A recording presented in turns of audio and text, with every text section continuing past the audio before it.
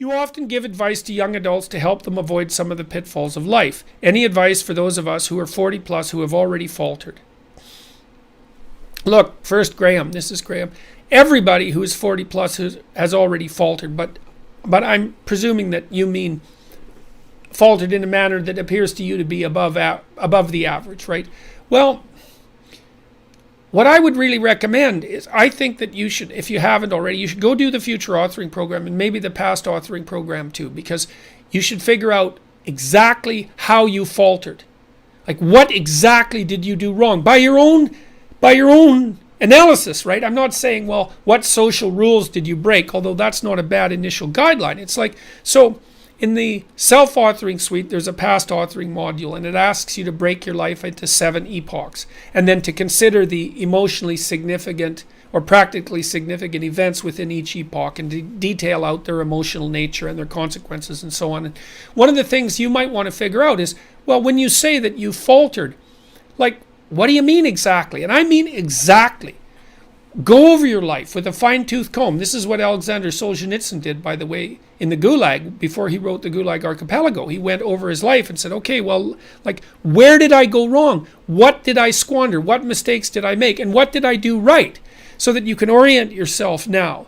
And then you want to think, and this is why we built the future authoring program, well, look, you got 40 years left, man. So what do you want them to be like? So what do you want to aim at? At least, how are you going to minimize the misery if nothing else? And so you need a plan. And then what you need to do is to figure out how to work day to day so that you incrementally approach that plan. So I have another chapter in this new book called Compare Yourself to Who You Were Yesterday Rather Than to Who Someone Else Is Today. That's really a useful psychological stance for someone who's 30 and over in particular. 20-year-olds can still kind of compare themselves to other 20-year-olds because all 20-year-olds in some way are the same. But 40-year-olds are really different from each other, and so are 30-year-olds for that matter. So you might think, okay, well, here's a meditative strategy for ceasing to falter. You could wake up in the morning, or you could do this at night before you go to bed, and you could think, okay, look, I want to structure my day tomorrow so that when I'm done with the day, my life is in slightly better order than it was when I woke up this morning. It's just slightly better, because incremental progress is massively, massively effective, because it bears exponential fruit, just like a bank account. Compounds.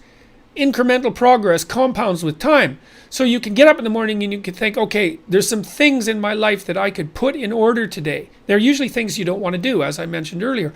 What could I do today that would help put my life in order that I would do? And you have to ask yourself. You can't tell yourself. You have to ask yourself, what would you do? And then maybe you have to say, well, or maybe you have to say, under what conditions would I be willing to do something to put my life in further order today? What little reward would I need to give myself? And these have to be questions. You can't like take out the whip and boss yourself around, because you'll find that you're a terrible master and a worse slave.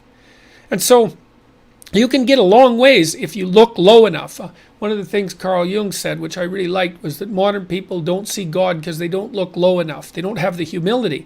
Now, you said that you have already faltered, so it sounds like you've got the humility already intact. So I would say, think about what you want. Think about what you know around you isn't set right, because you'll know. Make a list of things that around you that aren't right.